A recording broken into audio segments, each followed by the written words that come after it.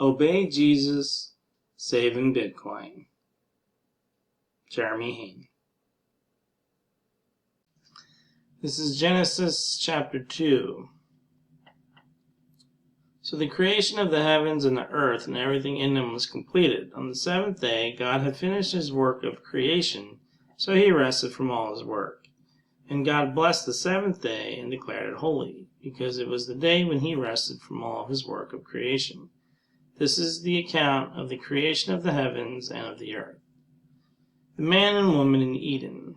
When the Lord God made the earth and the heavens, neither wild plants nor grains were growing on the earth, for the Lord God had not yet sent rain to water the earth, and there were no people to cultivate the soil. Instead, springs came up from the ground and watered all the land.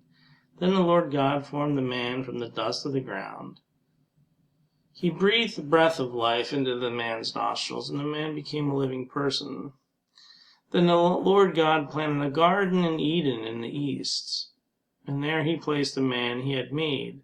The Lord God made all sorts of trees grow up from the ground, trees that were beautiful and that produced delicious fruit. In the middle of the garden he placed the tree of life and the tree of knowledge of good and evil. A river flowed from the land of Eden, watering the garden and then dividing into 4 branches. The first branch, called Pishon, flowed through the entire land of Havilah, where gold is found. The gold of that land is exceptionally pure. Aromatic resin and onyx stone are also found there. Resin and onyx stone are also found there. The second branch, called the Gihon, flowed around the entire land of Cush. The third branch, called the Tigris, flowed east of the land of Ashur.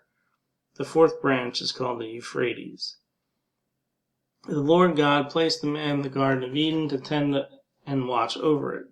The Lord God warned him, "You may freely eat the fruit of every tree in the garden, except the tree of the knowledge of good and evil. If you eat its fruit, you are sure to die." Then the Lord God said, "It is not good for the man to be alone. I will make a helper who is just right for him." So the Lord God formed from the ground all the wild animals and all the birds of the sky. He brought them to the man to see what he would call them. And the man chose a name for each one. He gave names to all the livestock, all the birds of the sky, and all the wild animals. But still there was no helper just right for him. So the Lord God caused the man to fall into a deep sleep. While the man slept, the Lord God took out one of the man's ribs and closed up the opening. Then the Lord God made a woman from the rib, and he brought her to the man. "At last," the man exclaimed, "this one is bone from my bone, flesh from my flesh. She will be called woman, because she was taken from man." This explains why a man leaves his father and mother and is joined to his wife, and the two are united into one. Now the man and his wife were both naked, but they felt no shame. Obey Jesus, saving Bitcoin.